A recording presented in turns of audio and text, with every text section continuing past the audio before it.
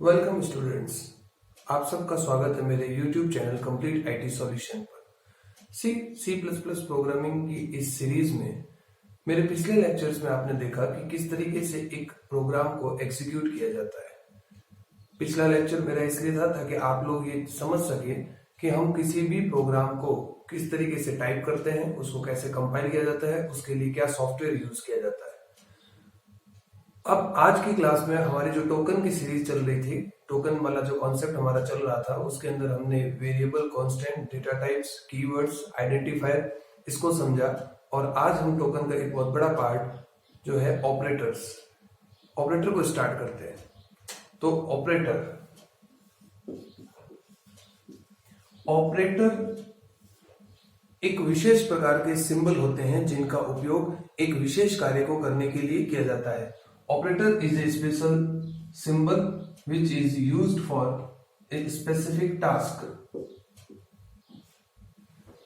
आप इन ऑपरेटर्स को अच्छे से जानते हैं, प्लस, मल्टीप्लाई, सब्ट्रैक्शन, डिवाइड। ठीक है, तो अब हम जैसे बात करें, हमने जैसे लिखा 6 + 2, तो ये प्लस का जो ऑपरेटर है ये एक स्पेशल सिंबल है। ठीक है, तो ये एक स्पेसिफिक टास्क ही करेगा। 6 + 2 = आपके 8 ही होता है। ठीक, ये 6 + 2 कभी भी माइनस नहीं होगा। ठीक है, इसका जो आंसर आउटपुट आएगा आपके पास 6 + 2 = 8 ही आएगा।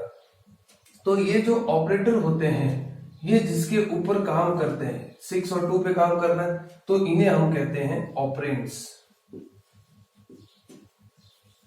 और ये हमारा कहलाता है ऑपरेटर। ऑपरेटर जिनके ऊपर काम करते हैं उन्हें हम कहते हैं ऑपरेंड्स। ठीक है, तो एक ऑपरेटर कितने ऑपरेंड्स पर काम कर सकता है, इस बेस पे हमने ऑपरेटर का जो क्लासिफिकेशन किया है वो कुछ इस तरीके से है। ऑपरेटर को हम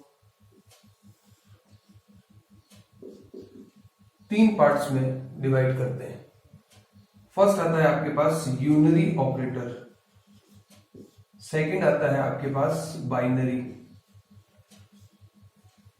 और थर्ड आता है आपके पास टर्नरी। यदि कोई ऑपरेटर एक सिंगल ऑपरेंड पर काम कर रहा है तो उसे हम कहते हैं यूनरी ऑपरेटर। यदि कोई ऑपरेटर किसी एक दो ऑपरेंड्स पे काम कर रहा है तो उसे हम कहते हैं बाइनरी ऑपरेटर। और यदि कोई ऑपरेटर एक से ज्यादा, यानी कि 1, 2 और 3, ठीक है, सिर्फ 3 तक ही 3 ऑपरेंड्स पर काम कर रहा है तो उसे हम कहते हैं टर्नरी। तो यूनरी में हो गया 1 ऑपरेंड, बाइनरी में हो गए 2 ऑपरेंड, और टर्नरी में हो गए 3 ऑपरेंड्स। इस आधार पे ऑपरेटर्स का क्लासिफिकेशन किया गया है। सबसे पहले लेते हैं यूनरी ऑपरेटर, यानी कि सिंगल ऑपरेंड्स। तो इसके अंदर हमारे पास में जो ऑपरेटर आते हैं वो आते हैं प्लस प्लस और माइनस माइनस। प्लस प्लस को कहा जाता है इंक्रीमेंट ऑपरेटर,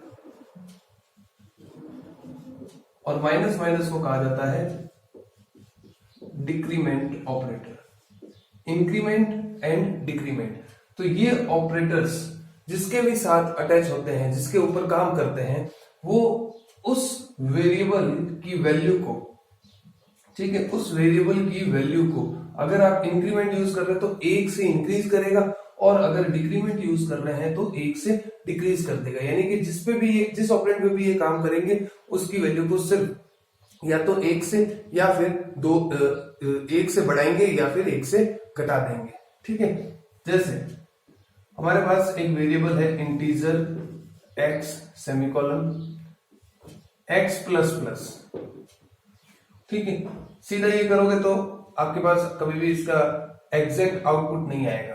क्यों? क्योंकि आपने x की वैल्यू को असाइन नहीं किया। ठीक है, ये चीज ध्यान देने की है। तो इस केस में क्या होगा, आपके पास अनएक्सपेक्टेड आउटपुट आएगा।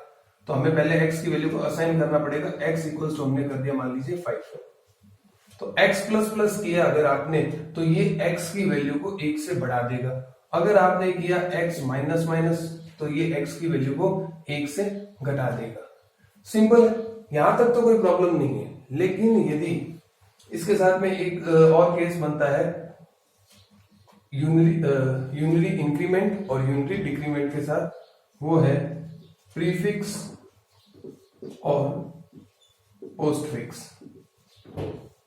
यदि हम किसी भी यूनरी ऑपरेटर को वेरिएबल से पहले यूज करते हैं तो वो होता है प्रीफिक्स, और अगर वेरिएबल के बाद यूज करते हैं तो वो कहलाता है पोस्टफिक्स।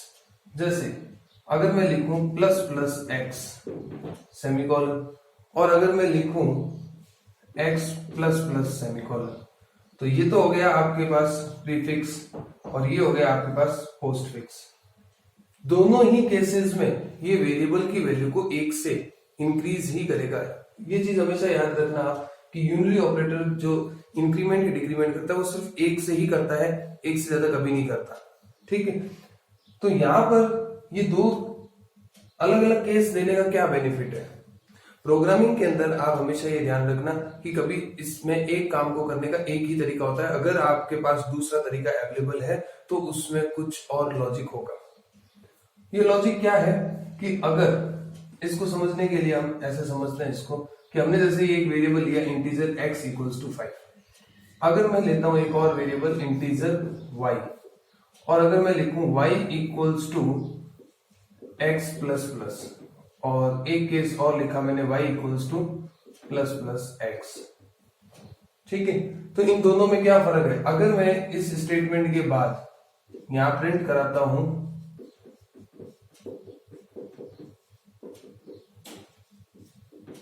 y की वैल्यू को, ये देखो प्रिंट एफ स्टेटमेंट है। इस स्टेटमेंट को हम अभी मैंने आपको ये बताया नहीं है, लेकिन अगले चैप्टर्स, आगे के जो चैप्टर्स होंगे उसमें मैं आपको स्टेटमेंट्स बताऊंगा। प्रिंट एफ का जो यूज है वो स्क्रीन के ऊपर आउटपुट प्रिंट करने का काम करता है। तो किसी भी वेरिएबल की वैल्यू को अगर अपन प्रिंट करते हैं तो हम उसे इस तरीके से लिखते हैं। x की वैल्यू है 5, हमने एक वेरिएबल लिया y में हमने असाइन कर दिया x प्लस प्लस। ठीक है, अब अगर आप यहां पर y की वैल्यू को प्रिंट कराते हो तो वो प्रिंट क्या करेगा आपके हिसाब से, तो ये क्या करेगा x की वैल्यू को 1 बढ़ाएगा यानी कि 5 से 6 करके, और y में 6 प्रिंट कर देगा। ठीक है, और इस केस में भी ये क्या करेगा, y की वैल्यू को 6 ही प्रिंट करेगा। आपको ऐसा लगता है तो मैं इसको आपको एक्सप्लेन करता हूं कि देखो यहां पे जब ये काम करेगा, जब आपने पोस्ट फिक्स का यूज किया है, पोस्ट फिक्स के केस में क्या होगा कि ये जो वेरिएबल है x, इसकी वैल्यू क्या आ रही है 5 वैल्यू ये क्या करेगा, पहले y को देगा। ठीक है, यानी कि y की वैल्यू यहां पे प्रिंट होगी 5। ठीक है, फिर x अपनी वैल्यू को इंक्रीज करेगा, यानी कि आप अगर इस प्रिंट f के बाद एक और प्रिंट f लिखो, उसमें x को प्रिंट कराओ तो x की वैल्यू 6 प्रिंट होगी। इस केस में क्या होगा, सेकंड केस में, कि यहां पर क्या होगा कि x की वैल्यू ऊपर से आ रही मान लीजिए 5, तो ये x क्या करेगा कि पहले अपनी वैल्यू को इंक्रीज करेगा। पहले लग गया ना तो पहले वैल्यू को बढ़ाएगा तो यानी कि यहाँ हुई 6, और 6 वैल्यू ये देगा y को। ठीक है, तो y को 6 वैल्यू दी इसने। अब ये जब प्रिंट करोगे तो y की वैल्यू भी 6 आएगी और x की वैल्यू भी 6 आएगी, लेकिन इस केस में y की वैल्यू आएगी 5 और x की वैल्यू आएगी 6। ये डिफरेंस है प्रीफिक्स और पोस्टफिक्स के अंदर। सेम इसी तरीके से आप डिक्रीमेंट का यूज कर लो, वो वैल्यू 1 से कम कर देगा। कॉन्सेप्ट यही है दोनों का। तो यूनिटरी ऑपरेटर्स के अंदर आपके पास में increment and decrement operators use किए जाते हैं। इसके अलावा आप प्लस और माइनस का यूज कर सकते हो। प्लस पॉजिटिव नंबर्स के लिए और माइनस नेगेटिव नंबर्स के लिए यूज किया जाता है। ठीक है, ये एक बेसिक ऑपरेटर यही है यूनिटरी के अंदर, इंक्रीमेंट डिक्रीमेंट्स। इसके ऊपर काफी कंपटीशन एग्जाम्स जो होते हैं उसके अंदर भी इंक्रीमेंट और डिक्रीमेंट के क्वेश्चंस पूछे जाते हैं। उन कंपटीशन एग्जाम के जो ट्रिकी क्वेश्चंस होते हैं उनको लेकर के मैं एक अलग से वीडियो बनाऊंगा जिसमें आपको ये सारी चीजें और अच्छे से एक्सप्लेन हो जाएगी। ठीक है, अब हम लेते हैं यूनिटरी के बाद में हमारे पास आता है binary operators. Binary operators, binary operator में सबसे पहले हमारे पास में आता है, सबसे पहले हम लेते हैं अर्थमेटिक ऑपरेटर। अर्थमेटिक ऑपरेटर, इसके अंदर हमारे पास में है प्लस, माइनस, मल्टीप्लाई, डिवाइड और एक ये परसेंटेज का सिंबल आता है। ये चार आप अच्छे से जानते हो, प्लस, माइनस, मल्टीप्लाई, डिवाइड। ये जो पांचवा ऑपरेटर है इसको अपन कहते हैं मॉड्यूलस ऑपरेटर।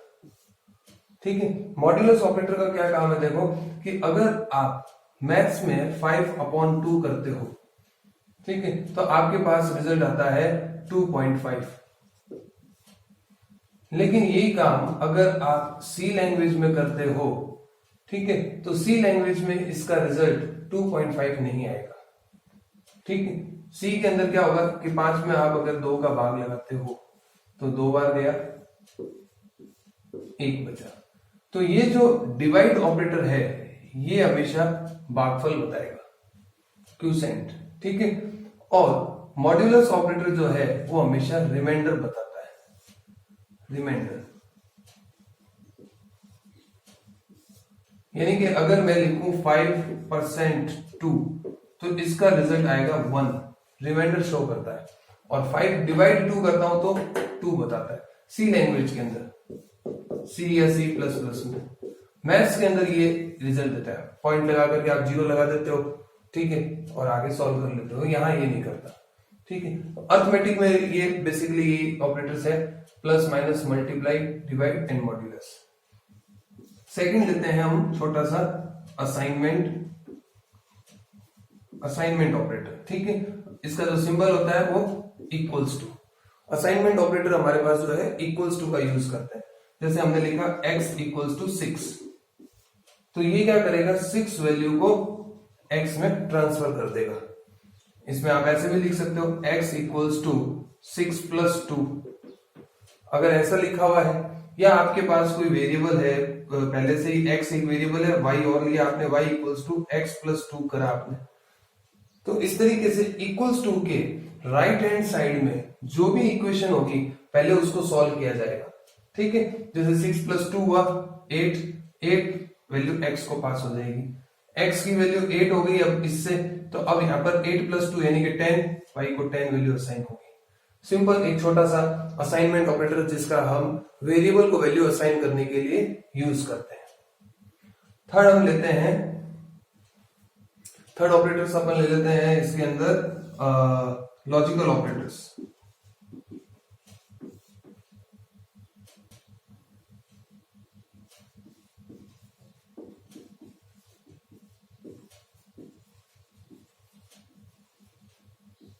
लॉजिकल ऑपरेटर्स के अंदर आपके पास में आते हैं 3 ऑपरेटर्स, एंड, और नॉट। ठीक है, एंड ऑपरेटर के लिए सिंबल यूज किया जाता है इस तरीके से 2 बार ये साइन, और के लिए ये सिंबल यूज किया जाता है, और नॉट के लिए ये यूज किया जाता है। एंड ऑपरेटर हमें ये बताता है कि अगर आपके प्रोग्राम में कोई भी कंडीशन जो बनेगी, अगर दोनों कंडीशन ट्रू है तो ही आपके पास ट्रू रिजल्ट आएगा।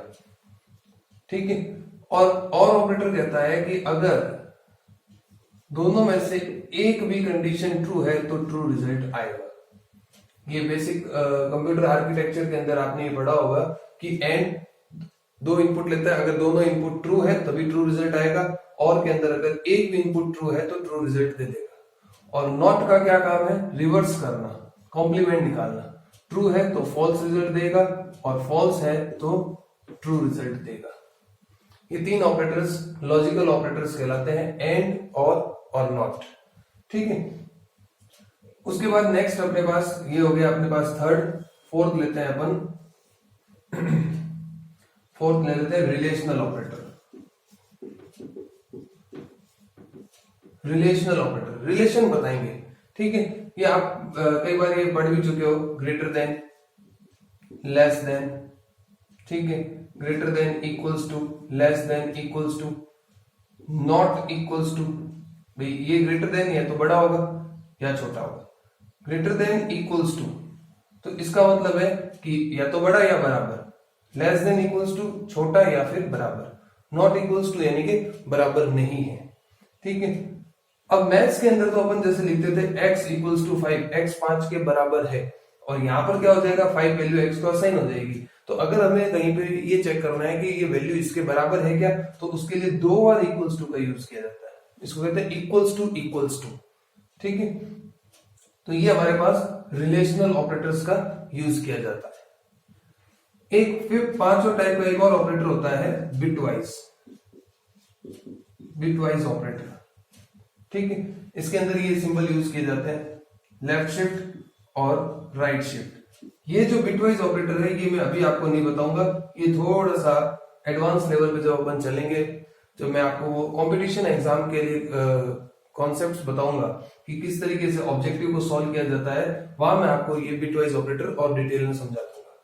ठीक है, तो ये था हमारा ऑपरेटर्स का कॉन्सेप्ट। इसी के साथ हमारा टोकन वाला चैप्टर कंप्लीट होता है। तो टोकन में हमने अब तक देख लिया, टोकन्स में variables, constant, data type, operators, keyword और आइडेंटिफायर्स ये होते हैं। अब एक छोटा सा कॉन्सेप्ट और आता है हमारे पास में, वो था कंडीशन। जैसे अभी मैंने कहा दोनों कंडीशंस ट्रू होनी चाहिए। ठीक है, तो हम एक कंडीशन क्या होती है और एक्सप्रेशन क्या होता है उस चीज को समझते हैं। अब बात करते हैं अपन एक्सप्रेशन की। एक्सप्रेशन क्या होता है एक्चुअली, देखो एक्सप्रेशन कह लो या फिर कंडीशन, ये आगे बहुत काम आएगा आपके, कंडीशन बार बार आएगा। जब अपन decision making statements, looping statements पढ़ेंगे तो वहां कंडीशन बहुत यूज में आने वाली चीज है। तो एक्सप्रेशन और कंडीशंस, ये क्या होता है कि जैसे अगर मैं लिखता हूं x प्लस 2 इंटू वाई, ये तो हमारे पास बन गया एक एक्सप्रेशन। ठीक है, अगर मैं लिखता हूं x ग्रेटर देन 6 या मैं लिखता हूं x लेस देन y, तो ये हमारे पास बन गई कंडीशन। ठीक है, तो आप देखिए कि एक्सप्रेशन और कंडीशन जब भी बनाई जाती है तो इसके अंदर वेरिएबल, कांस्टेंट और ऑपरेटर तीनों का यूज किया जाता है। आप देख लो यहां पर x और y वेरिएबल है, 2 कांस्टेंट है, प्लस और मल्टीप्लाई ऑपरेटर है। यहां आप देखें x क्या है आपके पास, एक वेरिएबल है, 6 क्या है, कांस्टेंट है, और ये क्या है आपका एक ऑपरेटर है, रिलेशनल ऑपरेटर। तो आप ये ध्यान रखना कि जब भी आप कंडीशन बनाएंगे तो कंडीशन में हमेशा रिलेशनल ऑपरेटर्स का ही यूज होगा। मोस्टली रिलेशनल ऑपरेटर से ही क्या होगा पता चलेगा कि ट्रू या फॉल्स का रिजल्ट निकलेगा। क्लियर? तो ये एक छोटा सा कॉन्सेप्ट है एक्सप्रेशन और कंडीशंस का, और इसी के साथ अपना टोकन कंप्लीट होता है। अब हम बात करेंगे आगे के चैप्टर्स के अंदर स्टेटमेंट की बात करेंगे। ठीक है, आपको अगर मेरा लेक्चर पसंद आया है तो मेरे चैनल को सब्सक्राइब करना ना भूलें। Thank you.